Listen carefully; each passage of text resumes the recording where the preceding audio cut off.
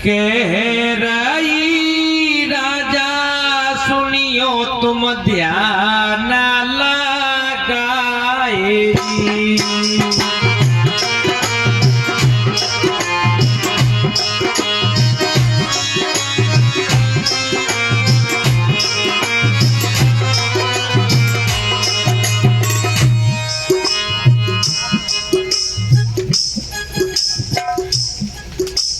जब सवेरा हुआ, रानी महामाया अपने पति देव से कहने लगी, स्वामी आज रात्रि में मैंने एक सपना देखा है। सपना देखा है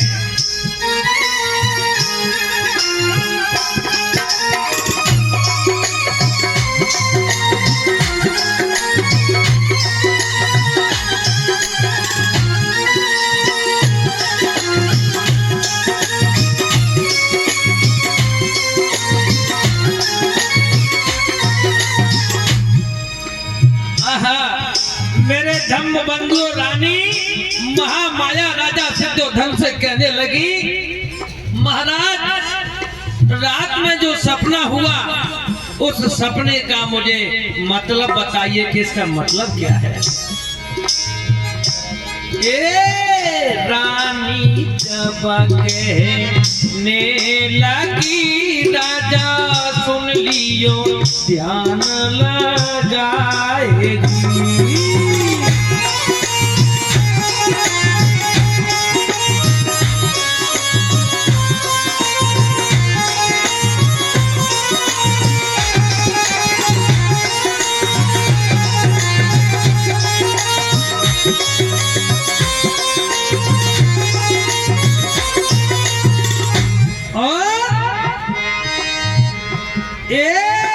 सपने का मोए हाल तुम मेरे सैया दियो समझ आएगी।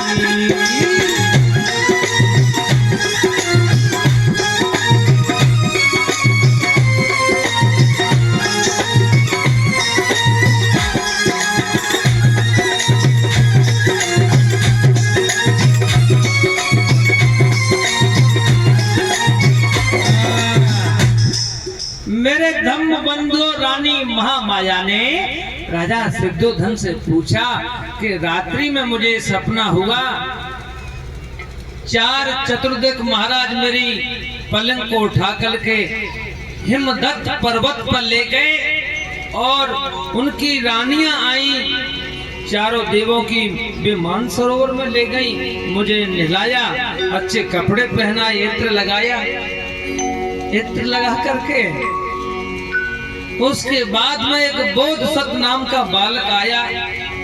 उस बालक ने कहा कि माँ इस पृथ्वी पर मैं अंतिम बार जन्म लेना चाहता हूँ, क्या तुम मेरी माँ बनोगी? उसके बाद में एक सफेद हाथी आया, वो मेरे पेट में घुसने की कोशिश कर रहा था लेकिन घुस नहीं पाया। पता नहीं फिर वो दूसरे रूप में दिव्य ज्योति बनकर के आया और मेरे पेट में आकर के समा गई। वो दिव्य ज्योति जैसे ही पेट में समाई और मेरी आंखें खुल गई। पति देव मुझे ये बताइए इसका मतलब क्या है? राजा सिद्धोधन बोले, रानी मैं कोई विद्वान थोड़ी हूँ, मैं एक सिर्फ राजा हूँ और तेरे सपने का अर्थ तो विद्वानों से मैं पूछूंगा, विद्वानों को बुलाऊंगा और विद्वान मेरे दरबार में आकर के इसका मतलब बताएंगे।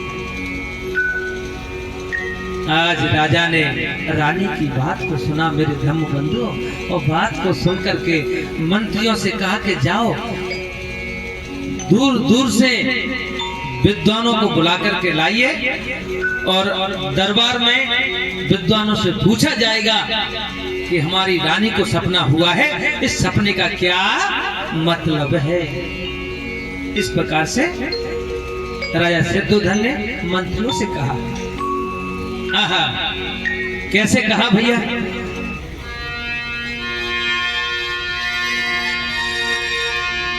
क्या होने लगा?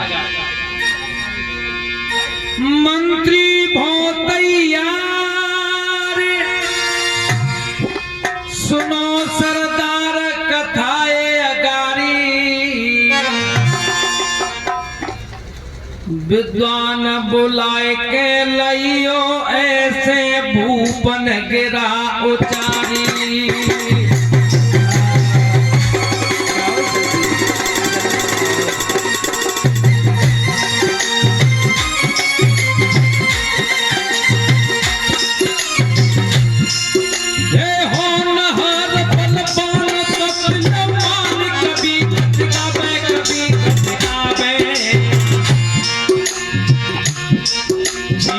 मरी देखो होई बे उपज करावे।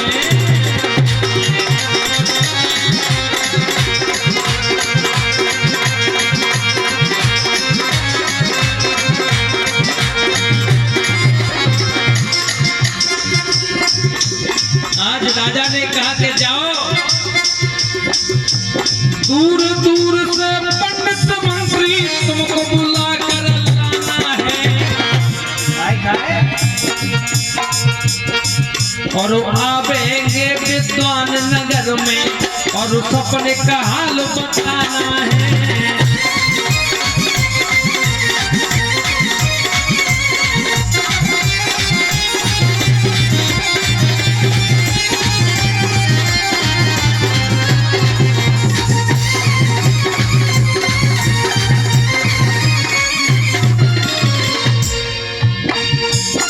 मेरी धीरे धीरे कथा दादाया के को बढ़ रही है।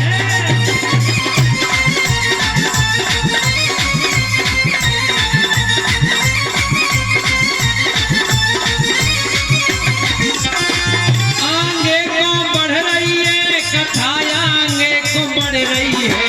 वो मेरी धीरे धीरे कथा दादाया के को बढ़ रही है।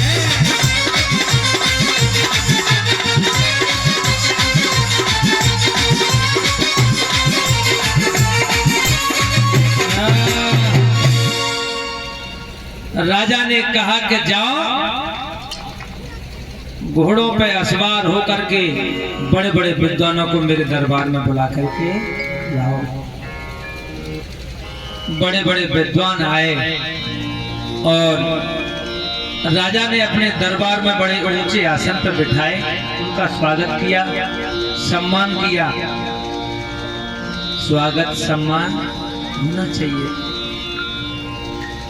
चाहे वो बच्चा छोटा हो चाहे बड़ा हो। आप बच्चे का सम्मान करोगे आप तो बच्चा तुम्हारा सम्मान करेगा। हर व्यक्ति का सम्मान करना चाहिए। माता बहना घर में रहती है उनको भी सम्मान करना चाहिए। घर वाली है उसका भी सम्मान करना चाहिए। पति और पत्नी का जोड़ा होता है। घर में दोनों पति और पत्नी एक सलाह से काम करेंगे तो घर में गृहस्थी में कोई भी दिक्कत नहीं आएगी। इसलिए मेरे धम्म बंधुओं विद्वान आए, बड़े बड़े ऊंचे आसन पर बिठाया और महाराज से कहने लगे,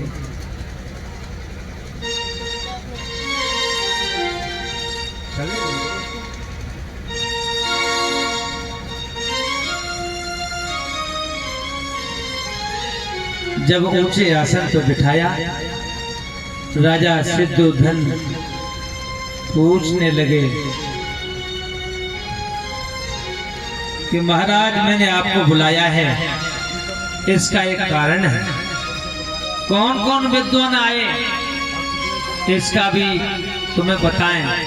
राम, लखन, मंत्री, ध्वज, कौंडज, भोज, सुजाम और सुद्दत, ये 8 विद्वान थे।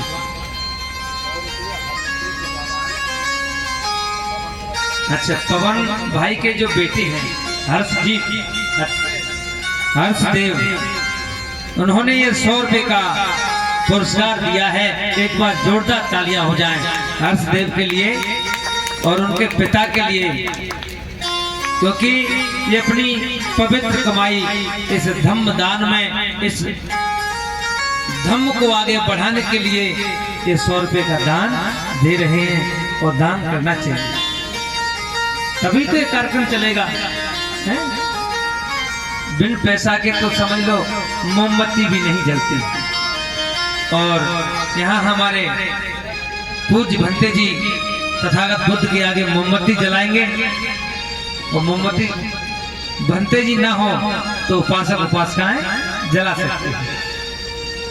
इसलिए 8 विद्वान आए और जो सबसे बुजुर्ग हते उन्होंने राजा सिद्धोधन से पूछा, महाराज किस लिए हमें अपने दरबार में बुलाया है? राजा सिद्धोधन बोले,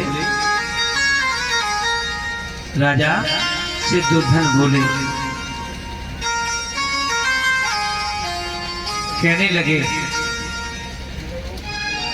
महाराज मेरी रानी को सपना हुआ है रात्रि में, और एक हाथी आया, एक बालक आया, वो कहता है मेरी रानी से मैं तुम्हारी कोख से जन्म लेना चाहता हूं,